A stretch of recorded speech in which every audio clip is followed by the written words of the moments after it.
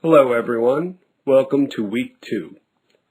This week we will be discussing information sources, the types of periodicals, how they fit within a timeline of information and knowledge creation, and the scholarly publication cycle. In this video, I will discuss the handouts relevant to these topics. First up is the handout on the information timeline. What this represents is the relationship of published information to the events or phenomena it covers. For example, think of the events of September 11th, 2001. As those events, which are very terrible, were happening, people used a variety of ways to record them and to communicate them to others. Reporters from print, television, and online media covered the events of that day from many angles, and we received that information in a variety of forms.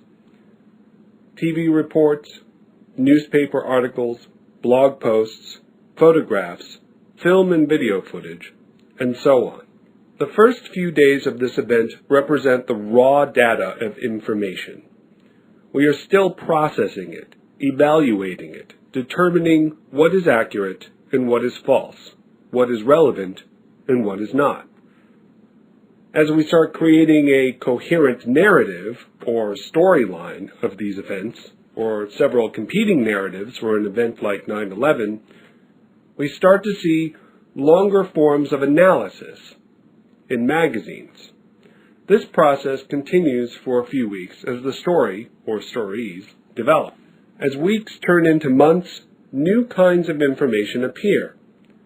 Trade magazines and scholarly journals begin to publish research results and in-depth theoretical discussions.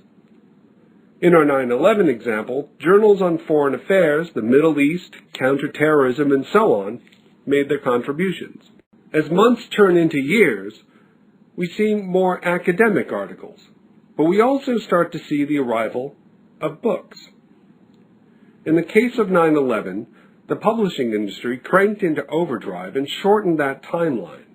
People were very hungry for information about Al-Qaeda, Afghanistan, the Taliban, the airplane hijackings, and so on. You also start to see conference proceedings where scholars discuss the latest research and most relevant questions. Anthologies of scholarly articles are published and bibliographies form. As more time passes, as years stretch into decades, a standard body of knowledge is formed. Encyclopedias, dictionaries, and other reference sources publish information that is mostly settled and agreed upon by a consensus of scholars, experts, specialists, and common knowledge. These are great sources for background information on a topic. As we've seen in our lifetimes, the events of September 11th have become background history for many other events since then. Although much remains contentious, much more has become settled history. As you develop your research topic, it is helpful to sort out what questions are settled and what are still under debate. And that leads us to our next handout, types of periodicals. As you can see, this handout translates what we have been discussing with the information timeline into a grid of the types of periodicals, the kinds of information they publish, and the people involved in producing and consuming this information. Across the top, we see newspapers, popular magazines, industry trade journals, and scholarly journals. These are all sources of information that are published periodically, hence the name periodicals. Newspapers come out daily, magazines weekly, bi-weekly, or once a month. Industry and trade journals also weekly, bi-weekly, or once a month. And scholarly journals appear on a monthly basis or on a quarterly schedule, that is, every winter, spring, summer, and fall. Books tend to be published once. Librarians call them monographs for this very reason.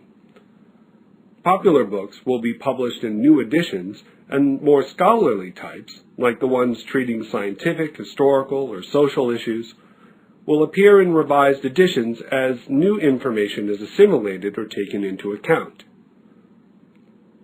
Take a look at the language section. This tells you the reading level of the publication's audience. Newspapers are written for the largest group of people, a general audience, and special terms, or jargon, are defined. As you move from left to right, notice that the language becomes more sophisticated. That is, you see more jargon appear. This corresponds with other sections on the chart. You will notice that the authors of articles in these publications become more scholarly and have more expertise in their field of study. The same is true of the audience, which appears on the bottom of the chart. Newspapers and popular magazines appeal to a general audience with less expertise.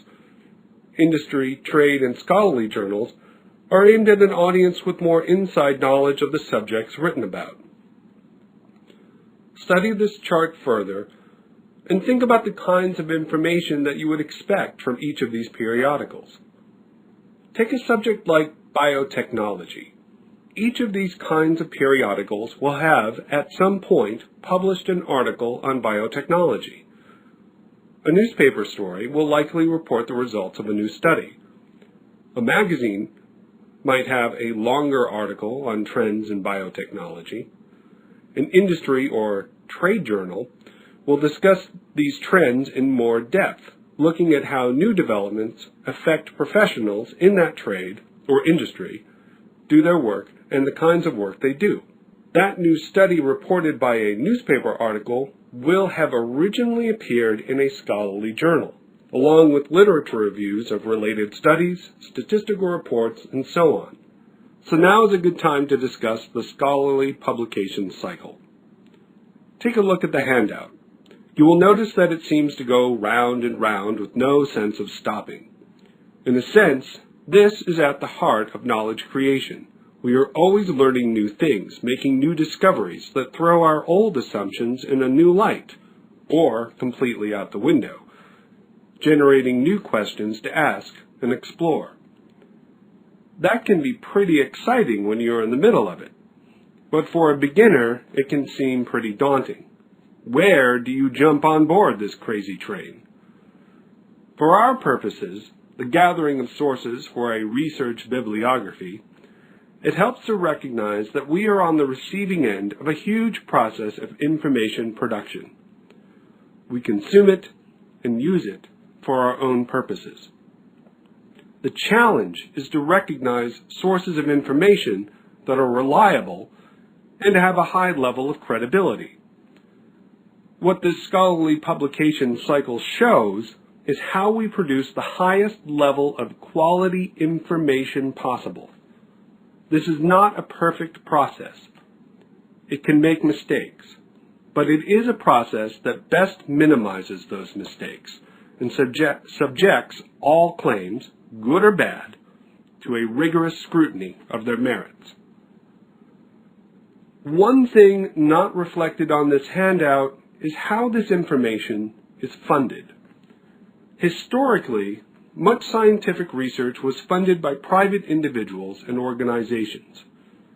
But since the mid-20th century, scientific research and other kinds of scholarly study has been funded by government agencies. There are also non-governmental organizations, commercial interests, and research institutes, but mostly it's government agencies. Sources for research funding can be controversial.